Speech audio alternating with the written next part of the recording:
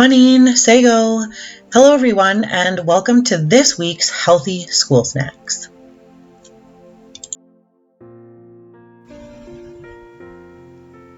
Today we'll be making chewy chocolate chip granola bars.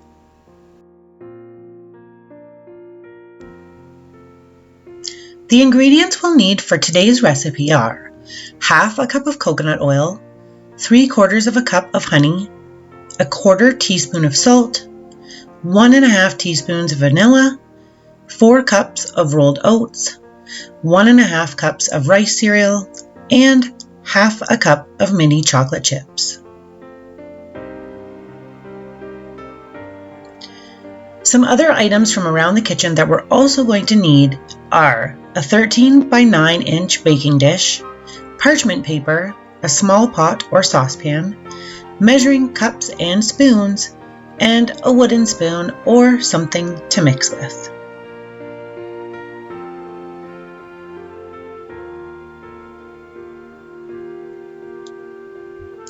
To get started, we're going to need to preheat our oven to 350 degrees.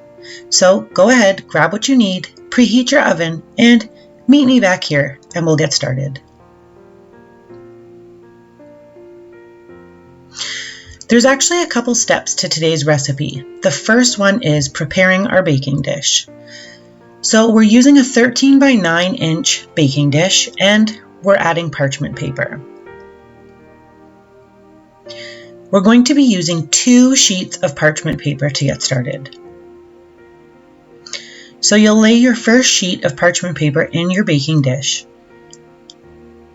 You're going to want to make sure that you've got enough parchment paper to go over the end of the dish.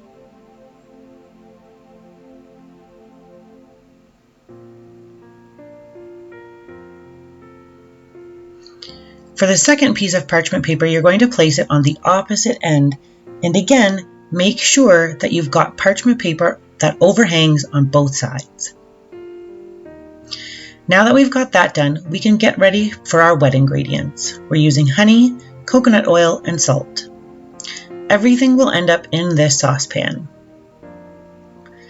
Let's start with our coconut oil. We're going to be using half a cup of coconut oil. I'm really hoping that I've got enough coconut oil. I'm a little concerned. Thankfully, I found the tail end of a second jar of coconut oil. And for any of you who have furry four-legged friends, like we do, as soon as the coconut oil gets opened, he tends to come looking, and there he's making his star appearance. So we'll add our half cup of coconut oil into our saucepan. Next, we'll add our honey. Today we'll be using 3/4 of a cup of honey.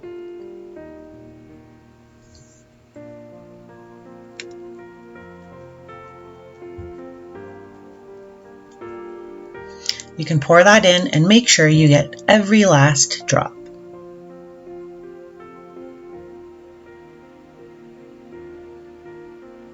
And lastly, our salt. We're going to add a 1/4 teaspoon of salt.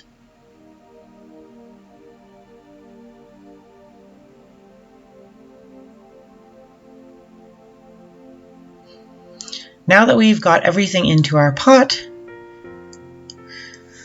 we're going to want to set our heat on low, and then we're going to want to start stirring the mixture.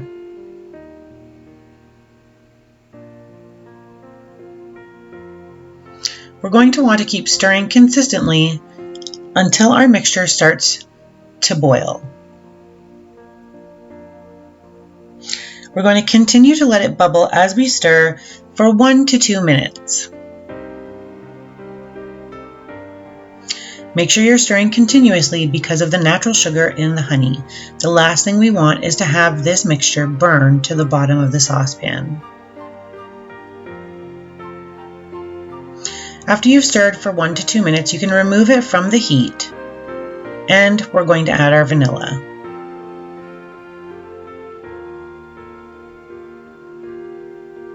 We're using 1 1/4 teaspoons of vanilla. Go ahead, add that into the mixture.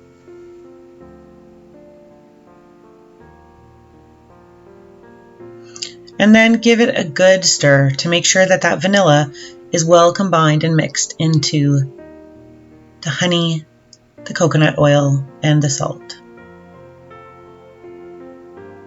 Once you feel like you've got it mixed well, we're just going to actually set it aside because we want to let it cool.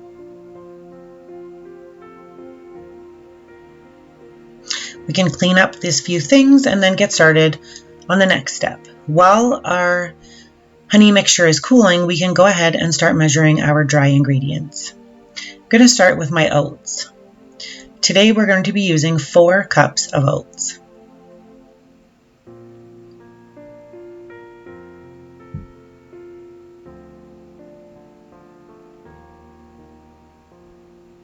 There's 3 and 4. Next we'll add our rice cereal. So I just added in 1 cup, and here I'm adding in the half. So that's 1 1/2 cups of rice cereal. And for the chocolate chips, we're measuring out 1/2 cup of mini chocolate chips. It's important to note that we're not going to add this entire amount into the mixture right now. We're going to add about 2/3 of the measuring cup. And we're going to set the other little bits aside. Go ahead and mix your oats, rice cereal, and chocolate chips.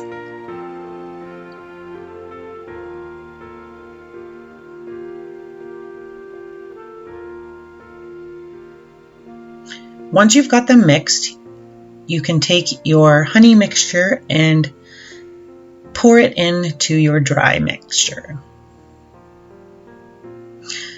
Once I started pouring, I was a little concerned the very first time that I made these, thinking that there wasn't going to be enough liquid mixture added into the dry mixture to be able to mix it all together. I thought that it would leave quite a few oats and rice cereal pieces dry. However, that is not the case.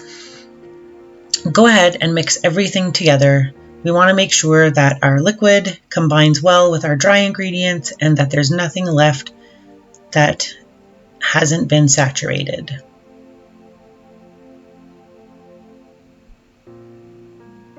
Now we'll go back to that prepared baking dish, and we're going to pour all of the mixture into the dish, making sure that we're keeping it on the parchment paper. Scrape out as much as you can, because trust me, these granola bars are delicious and you're going to want every last bite. Spread the mixture out as evenly as you can with your spoon, and then place your 3rd piece of parchment paper on top and press firmly with your hands to ensure that everything is nice, firm, and tightly packed inside that baking dish.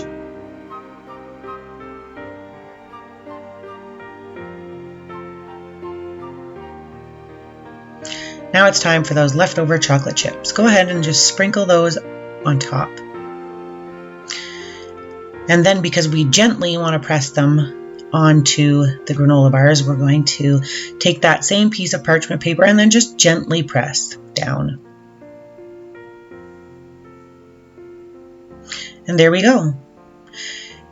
Your granola bars are now going to go in the oven and bake for the next 15 minutes.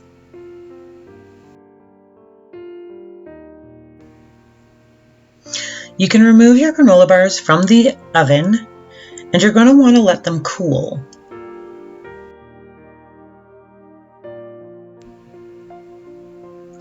When your glass dish is cool to the touch and you're able to pick it up without using an oven mitt, you're going to want to place the dish into the fridge for at least an hour before cutting.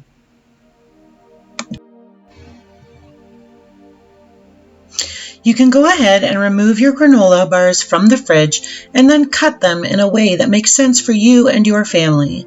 This might mean bars, it could mean squares. Like I said, whatever works best for you and the family. Now, you may be asking yourself, how do I store these delicious snacks? Well, you can store your granola bars wrapped individually and then place them in an airtight container in the refrigerator for 1 to 2 weeks.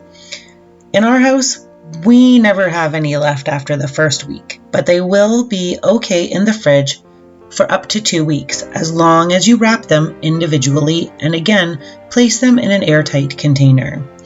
If you've gone ahead and made a super huge batch and you'd like to be able to freeze them, you would still wrap them individually, place them into some kind of a Ziploc or freezer bag, and they're actually good in the freezer for up to 3 months.